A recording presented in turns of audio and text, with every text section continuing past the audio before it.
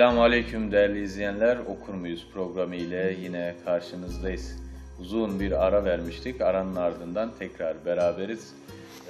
Yazar Abdullah Yıldız hocamızla beraberiz. Hocam hoş geldiniz. Eyvallah, hoş bulduk. Teşekkür ediyorum. Allah razı olsun. Bizi kırmadığınız için teşekkür ederiz. Biz teşekkür ederiz. Hocam şimdi malumunuz daha önce de bir program yapmıştık sizinle ve okuma üzerine konuşmuştuk. Şimdi yine aynı şekilde okuma üzerine neden okumalıyızı biraz sorguluyoruz aslında. Şöyle bir şey ki ülkemizde biraz okuma oranları düşük görünüyor. Evet. Kitaplar basılıyor, kitaplarımız var, yazarlarımız da elhamdülillah sizin gibi değerli yazarlarımız da çok. Fakat yani istenen düzeyde zannedersem okunmuyor. Şöyle bir şey var, şöyle bir şey sorayım daha doğrusu. Neden okumalıyız? Yani bizi okumaya iten sebep ne olmalı ve niçin okumalıyız? Yani amacımız ne olmalı? Okumaktaki amacımız ne olmalı diye başlayalım, böyle sonra devam edelim. Bismillahirrahmanirrahim. İkra bismi rabbikellezî halak. Rabbimiz Kur'an-ı Kerim'ini Efendimiz Aleyhisselatü Vesselam üzerinden bize, ümmeti Muhammed'e ve tüm insanlığa kıyamete kadar geçerli olan kitabını gönderirken bu cümleyle başladı. İkra, oku. Evet. Şimdi tabii okur muyuz değil mi programımızın ismi? Evet. Okur musunuz, okur muyuz? Niye okumamız gerekiyor? Çünkü Rabbimiz ilk emri bu, oku. Fakat tabii buradaki oku kelimesi ikra, o etimolojik yaklaşımlara yani kıraat ile ikra okumak, kıraat, tilavet ve tertil üzerinde daha önceki sohbetimizde ben geniş durduğumuzu hatırlıyorum. Evet, evet. Bunun üzerinde çok fazla irdeleme yapmayacağız ama kıraat de okumaktır, tilavet de okumaktır. Tertil, retele fiilinden düzgün okumaktır. Böyle tane tane, işte yedire yedire, sindire sindire okumaktır. Tilavette bir ilave mana vardır. Okuduğunu anlamanın da ötesinde, hepsinde anlama var. Kıraatte de, tilavette, tertilde de okuduğunu anlamak var. Ama tilavette anladığına uymak, anladığını izlemek, okuyup anladığı şeyi takip etmek var. Evet. Buradan şöyle bir süreç çıkıyor. Niye okuyacağız? Hani bu sorunun cevabı kendiliğinden çıkıyor. Bir kere okuduğumuzu anlayacağız. Anladığımızı da yaşayacağız, hayata aktaracağız. Peşine düşeceğiz, takip edeceğiz, izleyeceğiz. Şimdi burada aslında okumak kelimesinin dilimizdeki, genellikle Türkçedeki, muhtemelen Kürtçede de öyledir. Arapçada öyle olduğu gibi. Okumak sadece bir metni alıp işte efendim nedir? Selahaddin Eyyubi, Minber'in izinde Abdullah Yıldız. Tamam ya, okuduk. Ama anlamak gerektiği gibi bu kitabı, yani kitabı okumak. Peki, hayatı okumak. O da bir okumak. O da bir okuma biçimi. Hatta yani mesela Türkçe'de canına okumak da var yani. Mesela bir deyim olarak da kullanılır. Evet. İşte kainat kitabını okumak. Yani normal bir kitabı okumanın ötesinde bir kainat kitabını okumak. Evreni okumak. Yani, hatta Efendimiz Aleyhisselatü Vesselam okuma yazma bilmediği için böyle de söylediği rivayet olunur. Ben okuma bilmem. Evet. Ama oku diye ısrar etti. Oku, oku, oku. Ha, sen aslında okumanın, yani kıraatin ifade ettiği manada söyleneni anlayacaksın, öğreneceksin, öğrenmektir, kavramaktır, zihnine yerleştirmektir. Hatta o manada kıraatin manası kavradığın, anladığın şeye insanları davet etmektir. Evet. Kıraatin bir manası da davettir. Yani okumanın içinden şimdi daveti de çıkardık. Onu da çıkardık. Tabii. Ne gibi? Arapçada mesela ikra selami ala fülanin. Filancaya selamımı oku. Şimdi halbuki burada ilet manası da var. Evet. Şimdi hocam yeni yeni manalar çıkıyor. Evet, evet. İletmek. Ha, bir çağrıyı, bir daveti birilerine duyurmaya da Arapçada yani ona selamı iletmek, bir mesajı iletmek, bir işte efendim mektubu veya her neyse emirname ileten ulak anlamında ona ulaştırmak. Buna da kıraat deniyor. Şimdi burada kıraatin o davet manası çok enteresandır. Türkçe'de var bu. Muhtemelen dediğim gibi Kürtçe'de de olabilir. Onun karşılığı olarak bir düşünün. Çok vakıf diyelim Kürtçe'ye. Öyle mi? Arapçada var çünkü. Anadolu'da eskiden köylerde, kasabalarda bir düğün için, bir nişan için eskiden davetiye bastırmak mümkün olmazdı pek fazla. Eskiden matbuat söz konusu değildi. Evet. Tutarlardı bir kalem demeyelim de şimdi o zaman bir çorap, bir mendil, efendim işte bir yazma, bir bardak. Bardak da kıymetliydi yani. Tabii. Efendim bunu götürürler köye kaç tane, 100 tane dağıtırlar. Derler ki filancanın nişanı var, düğünü var gel. İşte bu götürülüp dağıtılan şeyin adı okuntuluktur. Enteresan Türkçe'de. Okunacak bir şey yok orada. Ama davet anlamına geliyor. Türkçe'de de böyle. İngilizce'de de hatta öyle olduğunu söylediler. Geçen bir araştırma yaptık o konuda, sorduk. Dağıtan kişiye okuyucu derler. Şimdi o yani daveti bir kağıttan şundan bundan okumuyor. Davetçi anlamında, davet edici. Evet, okuntuluk, okumak. O zaman bu manada okumanın manasının niye bu kadar geniş olduğunu ve Rabbimizin de ilk olarak oku diye, hele Arapçada çok daha geniş manaları var. Kur kelimesi, yani mesela kadınların temizlik ve hastalık dönemlerinin ikisine birden verilen bir kavramdır. Kur yine iki ayrı şeyi bir araya getirmeye de denilir. Evet. Yani bu tür manaları bir araya getirdiğimiz zaman Peygamber Aleyhisselatü Vesselam'ın ilk icraatı ne olacaktı? Rabbinin mesajını anla, anlamak var. Kavra, belle, öğren ve bu hakikate insanları davet et, çağır. Bir şey daha söylemek lazım. Ebu Leheb, Ebu Cehil, işte efendim Utbe vesaire gibi Mekke müşrik devletinin önde gelenleri bir panayır açılışı yapılacak farz-ı mahal. Evet. Yahut bir konuşma yapılacak. Haşa ve kella Bismillat, Bismil Uzza diye başlarlardı. Evet. Tanrılarının adını zikrederek başlarlardı. Evet. Allah Teala diyor ki İkra Bismi Rabbikellezî halak. Şimdi seni yaratan Rabbinin adına çağır, davet et ama önce oku, anla, kavra, yaşa. Artık bundan böyle onun adına hareket et, Rabbinin adına ve Rabbinin mesajını insanlara duyur bu manada. Dolayısıyla bizim okuma faaliyetimiz aslında Rabbimizin adına çağıracaksak, okuyacaksak Rabbimizi tanıma maksatlı olmalıdır. Bizi yaratan Rabbimizi tanıyacağız. İkra bismi rabbikellezî halak. Halakal insane min alak. İnsanı bir kan pıhtısından veya alakadan yarattı. İkra ve rabbikel ekrem. Bak bir daha oku, anla, kavra. Çünkü Allah kerem sahibidir.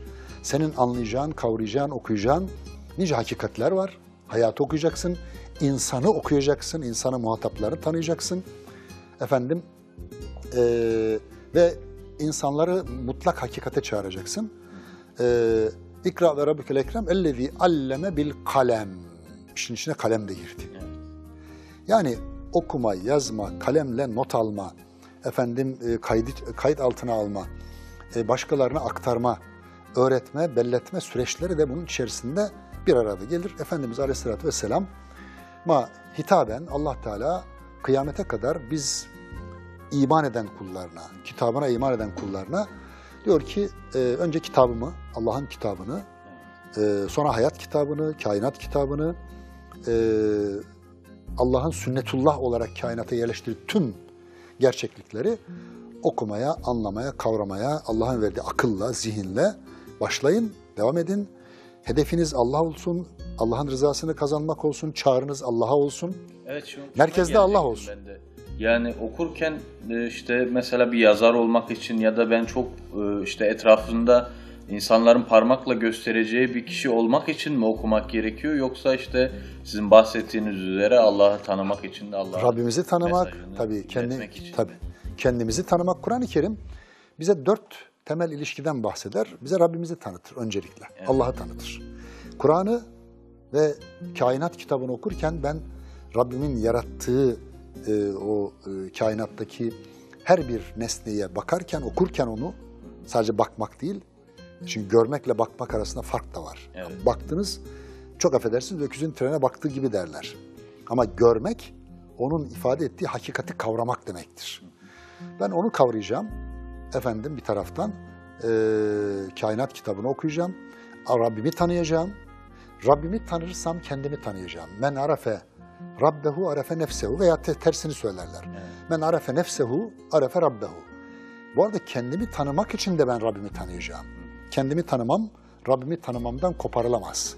Çünkü beni yaratan O, yaratıcılığı tanımak, kendini tanımak, diğer insanları tanımak, insanlara karşı görevlerini tanımak. Bireylere, insanlara, topluma karşı görevlerini ve çevreyi tanımak, çevreye karşı görevlerinizi tanımak. Kainata, eşyaya, denize, hayvanlar alemine, ağaca, kuşa, kurda karşı görevlerimiz var. Evet. Böylece okumak aslında bizim kainat içerisinde nerede durduğumuzu, Allah'ın karşısında nasıl bir konumda olduğumuzu bize öğretecek, tanıtacak ve biz şöyle bir ifade de var. Bütün kitaplar tek bir kitabı okumak için, Evet. anlamak için daha doğrusu okunur. Bütün kitaplar tek bir kitabı anlamak için okunur. O kitap da Allah'ın kitabıdır, Kur'an'dır ve Rabbimizin yine kainat kitabıdır. Evet, yani Peki, bu kitaplar işte bizi Allah'ın kitabına gönderecekse aslında okumak lazım. Engelliyorsa o okumanın bir faydası yoktur. Evet. Okuyun da ne okursanız okuyun. Böyle bir söylem var. Bu doğru bir söylem değil. Kesinlikle ayırt etmek ki. Yani kesinlikle. Yani seçici olmak lazım. Siz mesela siz gençliğinizde mesela nasıl kitaplar okumayı tercih ederdiniz ya da şu anki gençliğe mesela bir okuma listesi hazırlasanız sıralamanız ne olurdu hocam? Şimdi bakın bu konuda maalesef okuma dünyası, kitap dünyası dediğimizde evet bu söylemi genelde öne çıkarıyor. Oku ne okursan oku. Evet. Bu böyle değil. Bir kere okuma anlamında okuduğumuz şeyden biz ne fayda sağlıyoruz? Evet. Bir yarar, bir fayda sağlamak. Bu ticaret için veya işte bir edebiyat ürünü yazayım da bir senaryo yazayım veya bir hikaye, bir roman. Bunu da alsınlar, film yapsınlar, ben çok para kazanayım. Böyle bir okumanın bunun bir manası yok. Bu bir sadece okumayı araçsallaştırma ya da oradan bir çıkar sağlama anlamına gelir. Okumak, bilgilenmek, malumat edinmek amacıyla da okunabilir.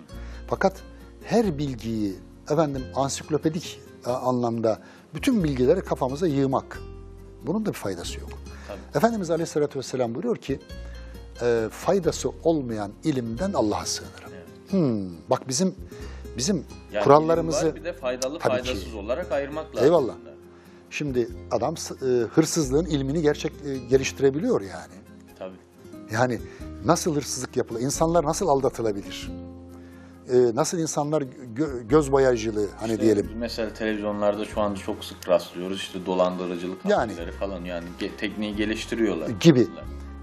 Başka insanlara zarar verecek, insanları toptan yok edecek. Ne bileyim ben insanların genetiğiyle, hayvanların yahut bitkilerin, ürünlerin genetiğiyle oynayarak yani bozmak anlamında bunun da ilmini geliştiriyor. Evet. Oysa faydalı olan ilim. Şimdi bu Allah Teala Rabbinin adına oku, öğren dedi. Kendini bu manada tanı, Rabbini tanı, kainatı tanı ve hayatına bir yön çiz. Ama Efendimiz Aleyhisselatü Vesselam burada formüle etti. Faydalı olan ilim, faydasız olan ilimden Allah'a sığınırım. Sahabeden biri Efendimiz Aleyhisselatü Vesselam'a sordu. Ya Resulallah, bana öyle bir şey söyle ki ben bu dünyada da mutlu olayım, ahirette de cennete hak edeyim, cehennemden de kurtulayım. Sihirli formül adeta. Efendimiz buyurdu ki kul amentu billah thumme istakim. De ki Allah'a iman ettim. Sonra da istikametini dosdoğru tut. Bakın burada birleştiriyoruz meseleyi. İlk gelen ayet neydi? Rabbinin adını oku. İkra bismi rabbikellezî halak. Yaratan Rabbimizi tanıyacağız, Allah'ı tanıyacağız ve tabii ki iman edeceğiz ona. Allah'ı tanımadan iman etmek mümkün değil. Allah varmış, Allah birmiş demekle olmuyor. Onu tanımak lazım. Tanımak lazım, tahkiki iman lazım. Kur'an-ı Kerim'de Rabbimiz sürekli kendisini anlatır, Esma-ül Hüsna'sını anlatır. O da 99'dan ibaret değil, çok daha fazladır aslında. O bir hadis-i şerifte geçen 99'dur. Kur'an-ı Kerim'de orada olmayan, o hadiste olmayan bazı Rabbimizin sıfatları, özellikleri de zikredilir. İsimleri Esma-ül Hüsna'sı zikredilir. Dahası Allah Teala kendisini sürekli Kur'an-ı Kerim'de tanıtır bize. Onu tanıdıkça iman ederiz. İmanımız kökleşir. imanımız. Rabbimiz ve huve ma'akum eynemâ kuntum. Siz nerede olursanız olun Allah sizinle, o sizinle beraberdir. Evet. Muhteşem bir şeydir bu. Yani bunu bilmek zaten insanın kendi hayatına yön verme. Şimdi arkasından da istikametini dosdoğru tut. Bunu bilirsen bu ayeti, bu hakikati istikametin dosdoğru olur. Evet. Peki bu istikameti bozmamak, düzgün tutmak ve devamlı aynı istikamette Allah yolunda, sırat-ı müstakim üzere, dosdoğru yol üzere gitmek için faydalı ilimlerle Allah'ın kitabı, Allah'a götüren yol, insanlara faydalı olmanın yolları. Söz gelişi bir fiziği, kimyayı, matematiği yahut işte şu an hani okullarımız okutulan bilimlere, ilim dallarına baktığımızda artık giderek şu tartışılıyor, konuşuluyor. Ya bunları öğretiyoruz ama bunun hayatta karşılığı nedir? Evet. Pratik hayatta karşılığı nedir? Zaten öğrenci ders anlatılırken hocam bu normal hayatta ne işimize yarayacak? Ne işe yarayacak diye soruyor. Haklı. Yani gençler daha iyi aslında bu işi. Bu benim ne işime yarayacak? Hayatta hangi problemimi çözecek? Yani orada Peygamber Efendimizin işte hadisi az önce, tabii, faydasız ilimde. Şimdi sen bu rakamları ezberle git. Eskiden şöyle anlatılır, İngilizler Hindistan'ı işgal ettikleri zaman onlara logaritma cetvellerini ezberletmişler. Bir yığın rakam, sayı ezberletiyor. Adamın beyni dumura uğruyor. Hayatta hiçbir karşılığı yok ama ezberletiyorsunuz. Şimdi bazı bilgiler tabii ki öğrenilebilir, ezberletilebilir ama siz orada Allah'ın o kula verdiği, o insana verdiği aklı, mantığı, mukayese yeteneğini, o bilgilerden hareketle yeni bilgiler öğrenme ve hayatını kolaylaştırma, hayatına yön verme, istikamet üzere yürüme çabasını kolaylaştırırsınız. Evet. Şimdi Allah Teala meleklere ben Hazreti Adem'i yarattım, kendime bir halife kıldım. İnni ceailun fil ardı halife dediği zaman ya Rabbi biz senin her emrini yapıyoruz. Evet. Hiçbir talimatını yerine getirmediğimiz olmuyor. Çünkü onların itiraz etme şansı yok. Görevleri de o. Fakat böyle bir insanı neden yarattın anlayamadık anlamında bir soru sordular. Çünkü kan dökecek vesaire o bilgiyi de Rabbimiz onlara iletmiş olmalı. Allah Teala sizin bilmediğinizi ben bilirim dedi. Sonra arkasından bir test yaptı. Ve alleme Ademel esma'e küllaha. Ve alleme Ademel esma'e küllaha. Adem'e bütün isimleri öğretti. Demek ki işte bakın bilgilenme başlıyor. Okuma, anlama, öğrenme süreçleri. Bütün isimleri öğretti. Buradaki isim sadece bu kitaptır, işte bu masadır, şu kalemdir demek değil. Eşyanın kodlarını yani kelimeleri, kavramları, bilgiyi, bilginin ana esaslar olan terimleri, kavramları öğretti. Sonra bunu geliştirme yeteneğini de. Ama arkasından Hazreti Adem bu bilgilere rağmen henüz daha peygamberlik verilmediği anlaşılıyor cennette ve şunları yapma, hemen talimatlar geliyor. Şunları yap, şu ağaca dokunma. Ama gitti o ağaca dokundu. Yani o ağaçtan yedi. Bu ağaçtan yemedi diye. O ağacın meyvesi. Neydi? Allahu alem çok farklı rivayetler var. Arkasından hatasını anladı. Fakat hatasına anladı. Rabbena zalemna enfusena. Biz ikimiz Havva annemizle beraber birlikte yaptılar o hatayı. Şeytan kandırdı. Kaydırdı ayaklarını. Feezellehüme şeytan. Demek ki şeytana kanmamak, Allah yolunda daim olmak, sabit kadem olmak, istikamet üzere olmak, festakim kema ümirt emrolunduğumuz gibi dosdoğru olmak, sümmestakim dedi Efendimiz bu yürümek için bize başka bir bilgi daha lazım. Sadece okuma falan değil, arkasından Allah Teala Adem'e kelimeler öğretti. Kelimat. Alimler esma ile, isimlerle, kavramlarla kelimatın arasındaki farkı şöyle anlatmaya çalışırlar. İşte kelimat Allah Teala'dan gelen vahyi bilgilerdir. Onu peygamber kıldı ve ona doğrunun, eğrinin ne olduğunu öğretti. İnsanlığın kıyamete kadar işine yarayacak hak ve hakikatleri öğretti. Vahiy. Hazreti Adem'e 10 suhuf diye hani bizde böyle bir şey vardır, bilgi vardır. 10 suhuf diye isimlendirdik. Ve ondan sonraki peygamberlere gelen ve en son kitap Kur'an-ı Kerim kıyamete kadar geçerli ve insanlığın istikamet üzere yürümesini sağlayacak. Allah'a doğru yürüyüşünü sürdürmesini, sırat-ı müstakim üzere yürümesini sağlayacak, bu dünyada mutlu kılacak, öbür dünyada da ebedi mutluluk yurdu olan cennete kavuşturacak, cehennemden koruyacak bilgi kitapta mevcut. Evet. Ve Efendimiz Aleyhisselatü Vesselam'ın sünnet-i seniyesi, hadis-i şerifleri de onun pratik hayata aktarılması, ete kemiğe bürünmüş şekli.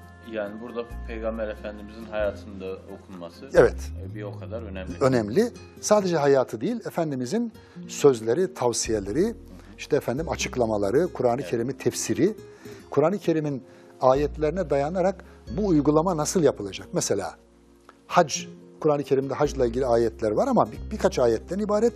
Haccın menasikini, haccın usullerini, yöntemini, uygulamasını benden alınız diyor Efendimiz Aleyhisselatü Vesselam.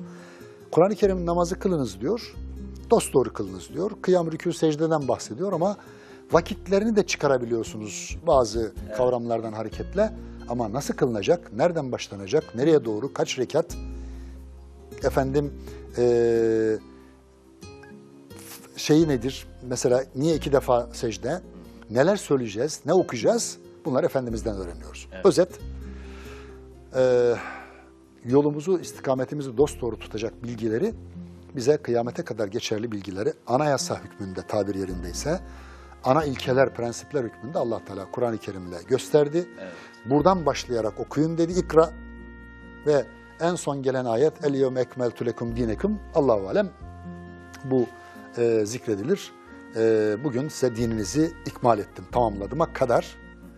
Ve Efendimizin 23 yıllık süreçte yaptığı uygulamalar, yaşadıkları bizim istikametimizi doğru tutmamızı sağlar. Okuduğumuz diğer kitaplar da Kur'an'ı ve sünneti doğru anlamamızı, doğru yaşamamızı sağlıyor, kolaylaştırıyorsa faydalı bilgidir. Değil engelliyorsa, bizim vaktimizi, enerjimizi boşa tüketiyorsak, şu an söz gelişi cep telefonundan okuyoruz. Bu da okumak yani sonuçta. Evet. Ama sanal alemde okuyorsunuz, doğrusu var, yanlışı var, efendim aldatmacası var, asparagas üretilmiş, uydurulmuş bilgiler var. Bunları ayırt etmek lazım. İşimize yarayanları, yararlı olanları alıp diğerleriyle vaktimizi öldürmemek lazım. Malayaniye kaymamak lazım. Efendim vaktin kıymetini bilerek isabetli okunması gerekenleri okumak lazım. O yüzden çocuklarımıza, gençlerimize kitap okumaları konusunda öncülük, rehberlik yapmak gerekiyor. Elle her tutuşturulanı okumasına da pek fazla müsaade etmemek gerekiyor. Evet. Bismillahirrahmanirrahim. Gençlere kitap tavsiyesi konusunda tabii ki başlangıçta okumak alışkanlığı, hani küçük yaşlarda okuduğunu anlama, kavrama yeteneği gelişsin diye şüphesiz böyle basit, harcı alem, kolay okuyabileceği, anlayabileceği kitaplarla okuma alışkanlığını geliştirmek lazım. Bu diyelim ki öyküler olabilir, belki hani anlatım olarak, dil olarak gençlerimizin rahat anlayabileceği kitaplarla başlanabilir. Ama bunu hep böyle götürmek, sürekli hani derler ki roman veya işte hikaye kitapları için ya bir çuval keçi boynuzu çiğniyorsun, 1 gram bal elde ediyorsun. Evet. Şimdi hep de böyle gitmez yani. Tamam, bunu başlangıçta başlatabiliriz ama bir süre sonra araştırma, inceleme kitapları ciddi olarak onun fikir dünyasına, zihin dünyasına, efendim bilgi dünyasına, hayatına yön verecek, anlam katacak bilgiler içeren kitaplara yönelmek lazım. Mesela bir konuya yoğunlaşabilir. Mesela evet. Bir insan, bir kişi okuduktan sonra, belli bir seviyeye geldikten sonra artık ben bundan sonra işte Selahattin Eyyubi'nin mesela hayatını araştıracağım. Eyvallah. Diyebilir mesela. Ya ben önce diyorlar ki hocam senin şu, bakıyorlar masaya, 15-20 tane kitabın var. Diyorum ki kardeşim hangisini hocam tavsiye edersin? Ben diyorum namazla başla derim. Niye? Evet. Çünkü ben Rabbimin kitabından, Efendimizin sünnetinden öğrendim ki ve buraya da aktardım ki kıyamet gününde bize ilk hesabı sorulacak olan amel namazdır. Evet. Hadis-i şerif. Başka? Ben biliyorum ki araştırdım, ilk kitabımda bu.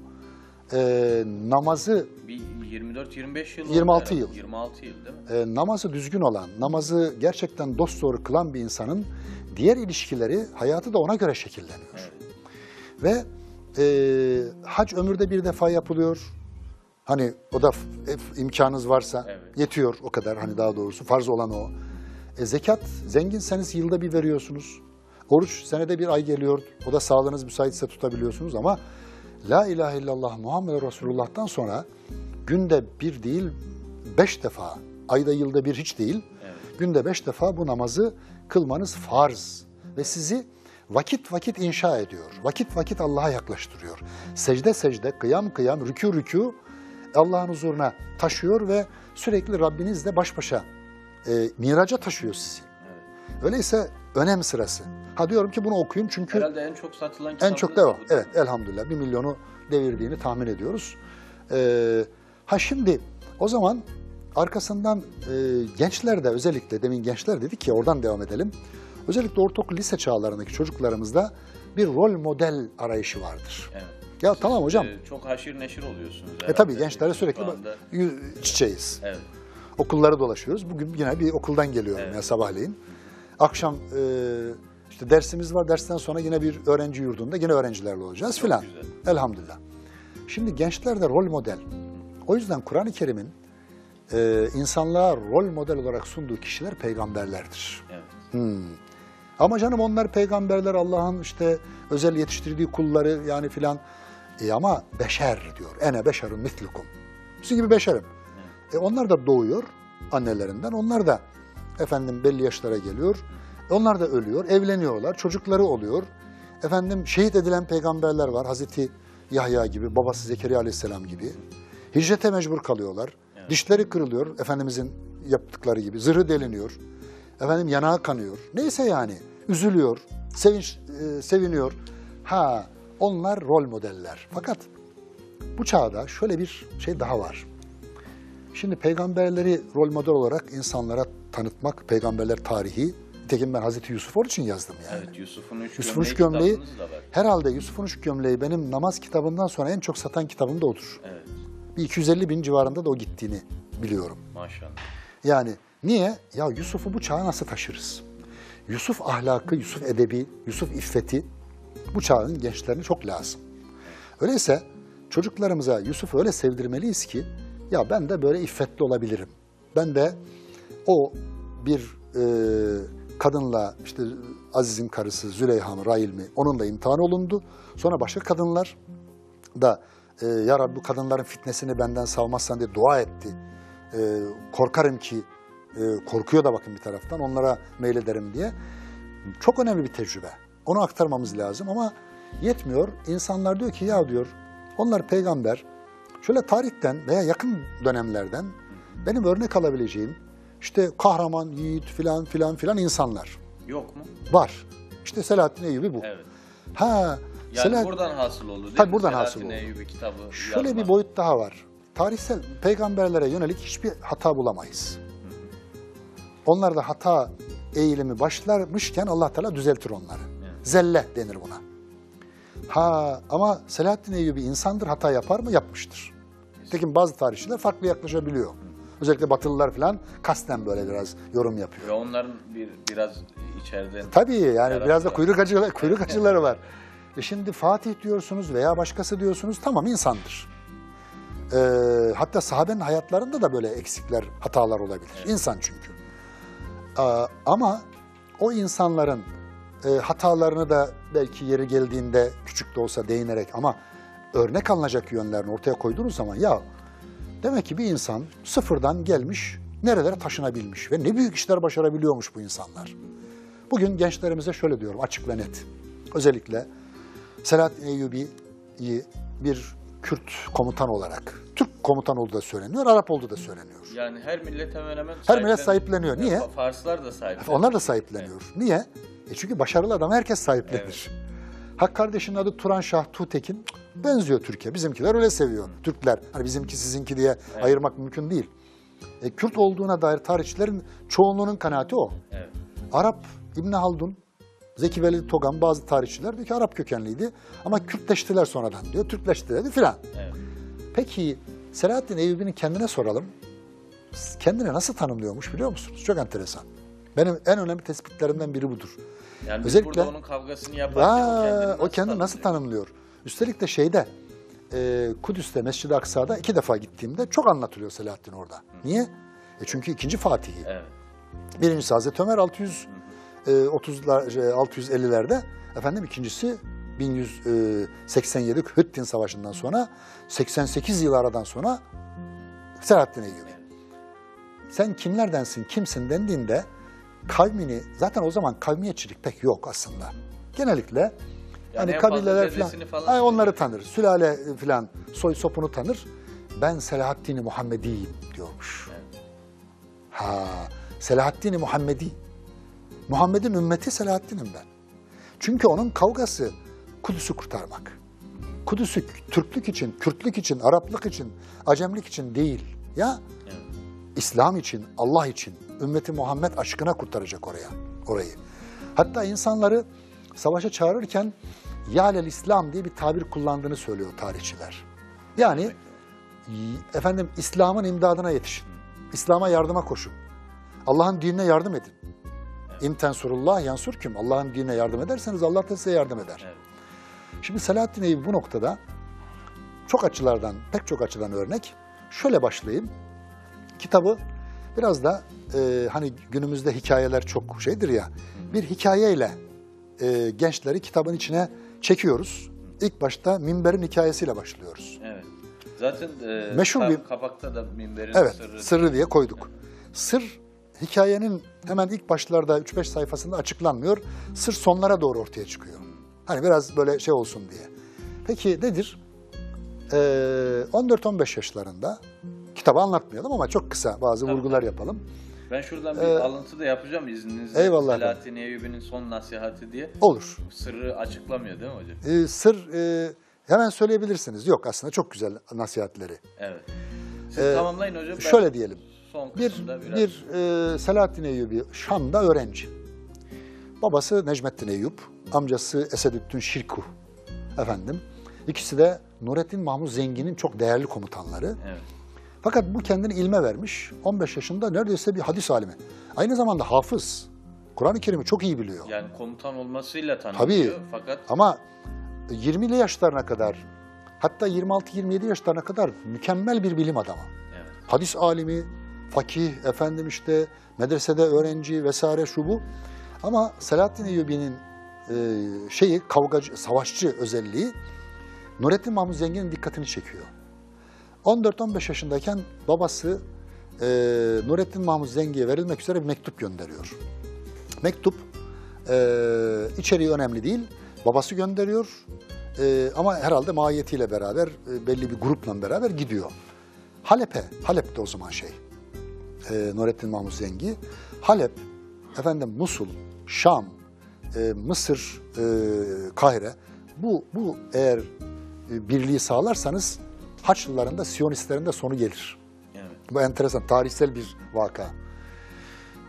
Diyor ki orada bir minber yapılmış. Ben de bir gideyim göreyim bakalım. Herkesin dilinde minber. Uhterinli diye bir zat. Oo bakıyor muhteşem. Dede diyor eline sağlık çok güzel minber olmuş. Ne kadar zamanda yaptı? 2 senede yapmış. 2 sene. 2 sene. Çivi kullanmamış. Kundekari tekniğiyle yapmış. Evet. Diyor ki bunu neresi için yaptım? Mescid-i Aksa için yaptım. İyi ama diyor Mescid-i Aksa işgal altında. Biliyorum evlat. Ben düşündüm. Mescid-i Aksa için ben ne yapabilirim? Ben marangozum. Çalıştım, çırpındım, uğraştım. Hayatımın son günlerinde sayılırım. Yaşım bayağı ileri. Ben ancak Mescid-i Aksa'ya layık olmaz belki ama hayatımın, ustalığımın her şeyini konuşturdum. Böyle bir minber yaptım.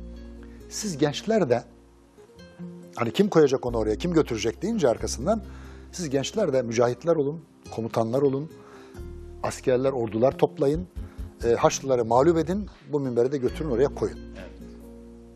Şimdi Selahaddin Eyyubi birkaç sene sonra rivayetlere göre Mısır seferine daha katılmadan önce Allahu alem o yıllarda veya katıldığı sıralarda 20'li yaşlarında şu kararı verir. Ben Kudüs'ü, Mescid-i Aksa'yı kurtarmadan, almadan gülmek bana haram olsun. Evet. 33 yıl boyunca hiç yüzünün gülmediği söylenir. Bu kararlılıktır. Gençlerimiz bu kararlılığı örnek alır. Bir hedef. Tabii hedef belirleyecek. Ya Kudüs kim, ben kim abi? Yo ben Kudüs alabilirim. 20 yaşındaki Tabii. bir genç bunun hedefini... Ben şu an her bir Müslüman genç diyecek ki ya ben Mescid-i Aksa'nın özgürlüğü için bir şeyler yapabilirim. Siyonistlerin oradan kovulması için ben öne atılabilirim, öncülük yapabilirim. Düşünecek bunu yani. Bir delikanlı drone icat etmiş. Cumhurbaşkanı çağırıyor külliyeye. Evet. Drone yapmış falan. Oradan bir gözetleme falan, tedbir alma falan. Ya ben bunu yaparsam Filistinli kardeşlerimin belki imdadına yetişirim ben bununla. Neyse yani. Düşünecek, kafa yoracak. Selahaddin bir süre sonra Mısır seferine katılır. 2-3 oranın hakimi olur amcası. O vefat edince yerine bunu bırakırlar. Mısır'da Fatimi devletini Şii devletinden Sünni İslam devletine dönüştürür. Muhteşem adamdır. Ve medreseler açar sürekli. Hem Şafii, kendisi Şafii, hem Hanefi, hem Maliki, hem Hanbeli.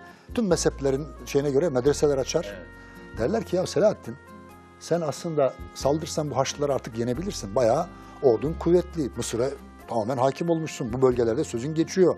Kardeşi Yemen'de, öteki bilmem nerede. Diyor ki siz diyor zaferleri sadece bilek gücüyle, ordu gücüyle kazanılır mı sanıyorsunuz? Ben diyor Allah'ın yardımı gelmeden zafer kazanacağımı düşünmüyorum. Allah'ın yardımından emin olamayız ama Allah'ın yardımına layık mıyız, değil miyiz? Ben bunu bir test etmek istiyorum. Kıyafet değiştiriyor, tebdili kıyafet, geziyor, dolaşıyor. Sonunda bir karara varıyor ve bütün hocalarını, bütün alimlerini, bütün komutanlarını topluyor. Bütün valilerini topluyor, yöneticileri. Diyorlar ki yöneticilerim, ben bir eksiklik gördüm, bir hata gördüm, bir yanlışlık gördüm ki bu haliyle Allah'ın yardımını istemeye yüzümüz olmaz. Ne gördün ya Selahaddin? Ben baktım ki diyor sabah namazında bütün camilerimiz neredeyse boş. Sanki ülkemizin manzarasını anlatıyor gibi. Yani şu an herhalde değil çağımızı anlatsa. Ya yarım saf, bir saf, çeyrek saf filan. Diyor ki Allah Teala iste'inu bis sabr ve salah diyor. Sabırla ve namazla Allah'tan yardım dileyin. Biz bu namazlarla mı Allah'tan yardım dileyeceğiz? Hadi hocalarım bu millete namazı, kendisinin hiç namazını kaçırmadığı ve tamamını cemaatle kıldı. Cemaatsiz tek başına namaz kılmadığı rivayet olunur. Çok hasta olduğu zaman bile bir hocayı çağırır. O kıldırır kendisi işte ona tabi olmaya çalışır oturarak filan. Mutlaka cemaatle kılar. Gece namazlarını ihmal etmez. Böyle bir adam. Sonra 8 yıl çalışıyorlar. 8 yıl. Hadi bakalım. En sonunda tekrar bir tebdili kıyafet geziyor. Bakıyor ki sabah namazında camiler dopdolu. Cuma gibi kalabalık, dışarı hasırlar serilmiş. Şimdi diyor oldu. İn tensurullah yensurkum ve yuthabit akdamakum. Allah'ın dinine gerekli yardımı sarılırsanız, yaparsanız Allah da size yardım eder. Ve in yensurkumullah ve eğer Allah size yardım ederse fela galibe lekum. Size kimse galip gelemez. Nitekim tamam diyor. Şimdi hücum vakti. Hıttin Savaşı. Tabii bu arada diğer işleri yapıyor. Askeri hazırlıklar. Mesela İslam Birliği'ni kuruyor ilk defa Şam'da. Şimdi şöyle bir şey hocam. Hep sürekli işte Selahaddin Eyyubi bu çağımızda anlatılabilecek en iyi lider deniyor mesela. Yani o toparlayıcı olması hasebiyle. Bunu orada nasıl görüyoruz? Nasıl sağladı? Şimdi mesela Selahaddin Eyyubi diyor ki biz İslam için sadece birleştirici, Müslümanlar için, ümmet-i Muhammed için sadece onları birleştirecek şeyler üzerinde duruyoruz. Evet. Ayrılıklar üzerinde durmuyor. Hatta herhangi bir Müslüman devlet adamıyla kavga ettiğine, savaştığına dair çok fazla şey yok. Ancak bir saldırı söz konusu olursa, benzer bir durumda mecbur kalırsa, değilse asla. Akrabalıklar kuruyor, bilmem ne yapıyor filan. En son Şam'da bakıyor ki birliği sağlamak için çok uğraşıyor. Zamanın halifesi, Bağdat halifesini davet ediyor Şam'a. Kendisi orada. Atabeyleri, devlet adamlarını, alimleri topluyor. 2 tane karar alıyorlar. Bir, Müslüman beylikler, atabeylikler, devletçikler, devletler asla birbiriyle savaşmayacak. Evet. Müthiş bir karar. Bugün bunu alsak mesele bitti. Evet. 2, ben Haçlılarla savaşacağım, savaşmaya devam edeceğim. Ne zaman savaşa girersem bana asker gönderecekler. Evet. Ve bunu da sağlıyor. Yani işte, küfre karşı. Tabii küfre karşı tek vücut, yek vücut. Onun üzerine bu birliği de sağladıktan sonra 1186'da bu karar alıyor. Şam Deklarasyonu. Şam İslam Konferansı diyelim biz buna. Topluyor. Ondan sonra 1187 Hıttin öyle bir zafer ki o. İbnül Esir gibi bir tarihçi diyor ki esirlere bakanlar 30.000 küsur esir alınmış. Ya bunlar herhalde hiç kimseyi öldürmediler. Evet. Ama ölenlere bakanlar bunlar hiç kimseyi sağ bırakmadılar der. Bu kadar müthiş bir zafer. Ondan sonra 3 ay içerisinde tüm o kıyı şeridinden hepsinden atılıyorlar Haçlılar. Kudüs'e sıra geliyor. Kudüs'ü girdiğinde, fetih gerçekleştiğinde Miraç gecesine denk geliyor. Miracın mekanı. Bir süre sonra temizliyor, şeyi getirtiyor oradan, minberi getirtiyor, yerine koyuyor. Selahaddin, daha pek çok özelliği var. Çocuklarına vasiyeti müthiştir. Evet. Evet. Sultan Selahaddin Eyyubi'nin son nasihatı diye bölüm ayırmışsınız. Süremiz de az kaldı. Bu bölümü de okuyup bitirelim. Birkaç cümle veya artık okuyabildiğiniz kadar. Sultan Selahaddin Eyyubi'nin hayatının son demlerinde kefen bezini bir mızrağın ucuna bağlatıp Şam sokaklarında dolaştırarak şunları söylettiği bilinir. Evet. Ey ahali, Şark'ın hakimi Sultan Selahaddin ölmek üzeredir ve ahirette ancak şu bez parçasını götürebilecektir. Bu kefenden başka bir şey götüremeyecek. Geçici dünyaya aldanmayın ve yalnız Allah'ın emirlerine uyun. Yine Sultan Selahaddin Eyyubi vefat edeceğini anlayınca çocuklarını etrafa toplamış ve özellikle oğlu Efdal Ali'ye dönerek şu o büyük olan büyük oğlu söylemişti büyük oğluna. Oğulcuğum, Allah'ın emirlerine uymakta ihmal göstermeyin. Allah'tan korkun ki iki cihanda da saadete kavuşasınız. Allah'ın emirlerine uyanlar dünya ve ahirette kurtulurlar. Sana mal, mülk, şan, şöhret değil, canınla ve malınla Allah yolunda cihat üzere yaşamayı emrediyorum. Eyvallah. Oğulcuğum, bu halk sana Allah'ın emanetidir. Onların durumunu araştır ve mutlulukları için çalış.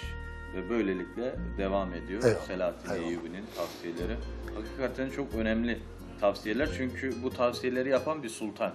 Yüzlerce belki sefere gitmiş, savaşlar kazanmış ve Kudüs'ü fethetmiş. Çok önemli, çok mübarek bir mekan. Fakat bir mızrağın ucundaki işte bir bez parçası. Sadece bez parçası. Geride hiçbir şey bırakmadı, maddi olarak da bırakmadı. Hatta borç alınarak şeyinin kaldırıldığı falan söylenir. Çünkü elindekiler hep dağıtıyorlardı onlar. Evet. Böyle bir örneklik. Biz inanıyoruz ki bu Selahaddin Eyyubi günümüzdeki Müslümanların yeniden bir araya gelmeleri, İslam birliğini sağlamaları için de önemli bir referanstır. Evet. Eğer bir araya geleceksek Selahaddin Eyyubi'nin sağladığı tarzda Müslümanları tek vücut haline getirebiliriz. Modern Haçlılara karşı. O zaman Haçlılarına karşı toparladı. Bugün de modern Haçlılar yine kapımızda. Yine Kudüs'ü işgal ettiler. Yine kan döküyorlar. Bunlara karşı ancak Selahaddin'in yöntemleriyle birleşebiliriz. Hocam çok teşekkür ederiz. Keyifli bir sohbetti. İnşallah izleyicilerimiz de faydalanmıştır. Allah razı olsun. Cümlemizden eyvallah. Evet değerli izleyenler, Abdullah Yıldız hocamızla birlikteydi. Okumak üzerine konuştuk. Neden okumalıyızı konuştuk ve şu anda elimde gördüğünüz Selahaddin Eyyubi kitabını biraz konuşmaya çalıştık. Yeni çıktı bu kitap. Okumanızı tavsiye ederiz. Evet değerli izleyenler, bir dahaki programda görüşmek dileğiyle Allah'a emanet olun.